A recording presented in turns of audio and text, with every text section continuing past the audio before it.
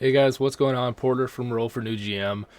Today we're going to talk real quick, surprise, surprise, about the new OGL and what's going on with that 1.1, the leak, and everything that's going on, and what to do if you are already working on, a new supplement or, some new content that should you finish it? Do you go through with it? Do you kind of wait, see what happens? I know a lot of people are kind of testing the waters to see what happens before they launch their Kickstarter or Indiegogo or whatever. And I found myself in kind of this really weird spot because I was preparing to launch my own Kickstarter for my own supplemental book. We'll go through all this here in a minute. But now it's just like, what do I do? Do I soldier through? Do I continue spending all this money, or do I just kind of cut my losses and look for something else to do?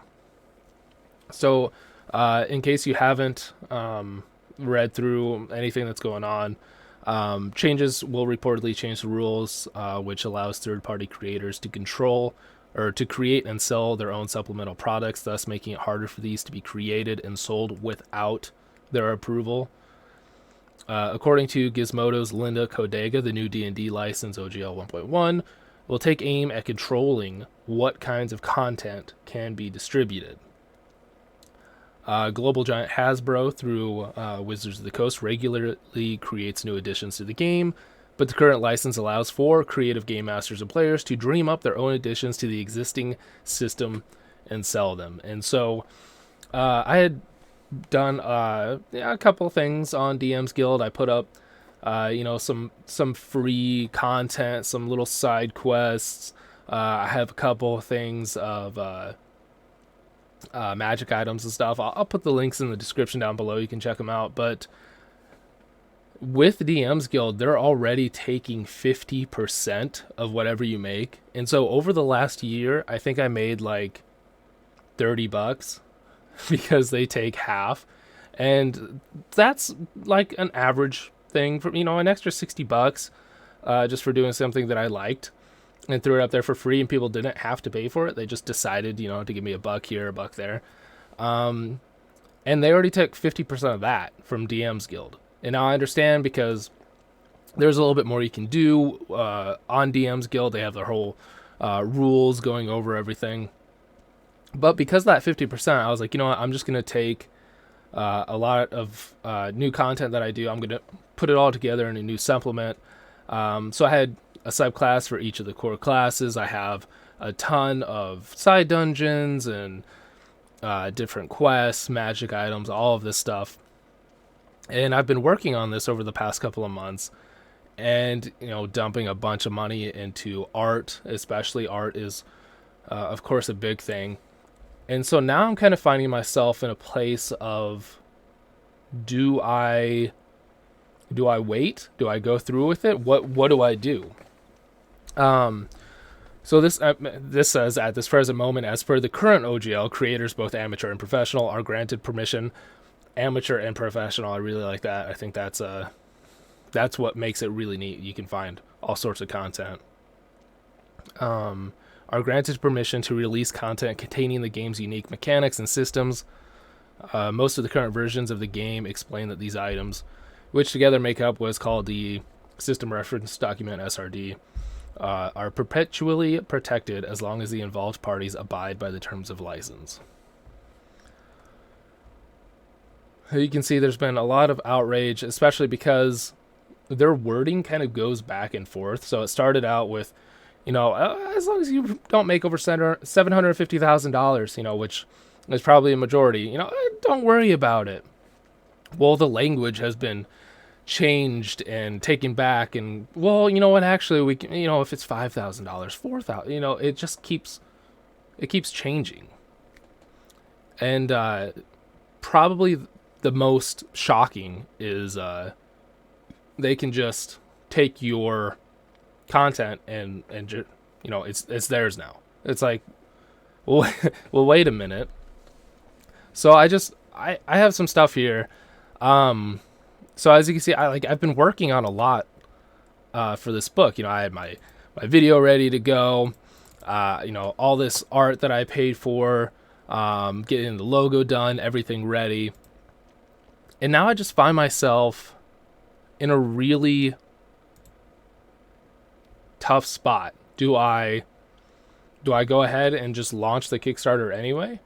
Do I wait, wait to see what happens, and then maybe launch? Do I scrap it, maybe create a different tabletop RPG? Do it's just a really weird position. And what's even stranger to me is Wizards of the Coast has not come out and made a statement about any of this yet,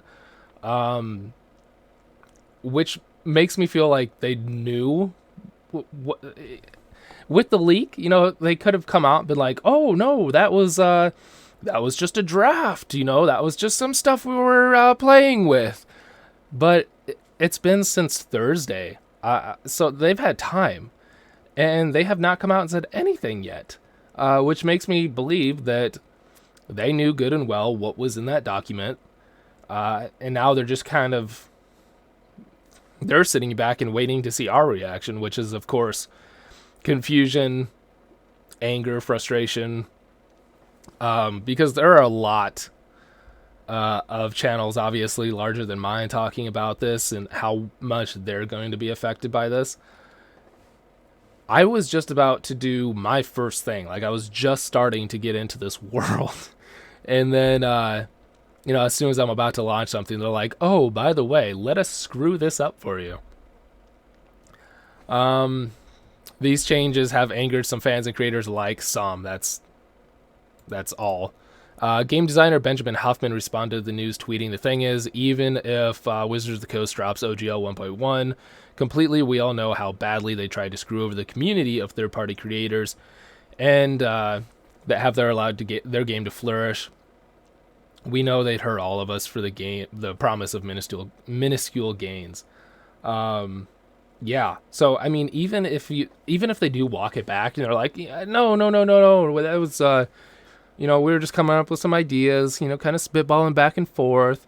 Even if they did walk it back, it's still like, you just tried to cornhole us pretty good. Like, this isn't how that. So even if they walk it back, it's still that tightrope walk of, do we really want to keep creating content for this kind of company when they're kind of, they're on a short fuse? I mean, at any minute they could be like, "Oh, by the way, here's the new OGL, and all that content you created, it's ours, and oh yeah, money please, give us our royalties." It's very confusing right now.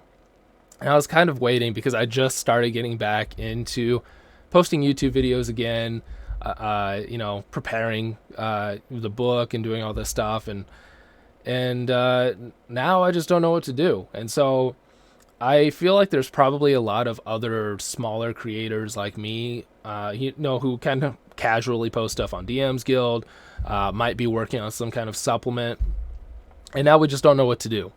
And a lot of us have already sunk a lot of money into it. We all have normal jobs. This is something we kind of did on the side, and we just wanted to, at least make the money back that we've already spent. And so, honestly, I don't know. I think right now it's safe for everybody to just kind of hit the pause button. But again, even if they come back and walk this out, I just don't know if they're the kind of business that we want to be involved in. So I think there's definitely going to be a lot of other TTRPGs that either are created or blossom because of this. Yeah, I think WOTC really screwed the pooch on this one. They're going to find themselves in a tough spot. So if you're like me, if you're a smaller creator, maybe you're just starting to work on some stuff, or you've done some small stuff for DM's Guild, and you're thinking about, going out on your own, maybe doing a Kickstarter. Let me know down in the comments below what you plan on doing, because at this moment, I think the best thing to do is just kind of bide our time, wait to see what happens. Yeah, I don't want to keep, paying for more and more art and paying for other things, new designs and whatnot for the book when it's just all going to not matter, or they're just going to want to take it all anyway. Oh, this is not a good look for Wizards of the Coast. It should be noted that the team behind D&D previously released a post claiming that the OGL is not going away several weeks prior to Godega's report. However, Godega does also acknowledge this is at the start of the report. So I know there's been a lot of talk about this. There's been a lot of outrage, a lot of people saying things. I was kind of sitting back and waiting. I was like, because when it first came out, I was like, this can't be real. This doesn't seem like something they would actually do. And so I was kind of waiting. I'm like, I'm sure they'll come out and say something, right? There'll be a tweet. There'll be a statement released. And here we are, and nothing yet. And so, if even if they walk this back, I don't know. I think it's time to maybe create new stuff or look towards other games. As much as I love D&D. As much as I've loved stepping into this world, right when I'm about to get going, they're like, actually, let me kick your legs out from under you. So let me know what you think in the comments down below. If you're a small creator, if you're just kind of starting to get into this like me, if you think this is kind of just a publicity thing to gauge our reaction, or if this is actually going to continue to go all the way through. And if it does go all the way through, are you going to stick around? So this was kind of my incoherent mess of the new OGL stuff, and just kind of finding myself in a confusing place right now. So I think that's going to be it. I'm going to link some other videos down below of some other channels who are talking about this, who are much more eloquent than I am, and definitely check out their stuff as well. So I'm Porter from Roll for New GM. Until next time, friends.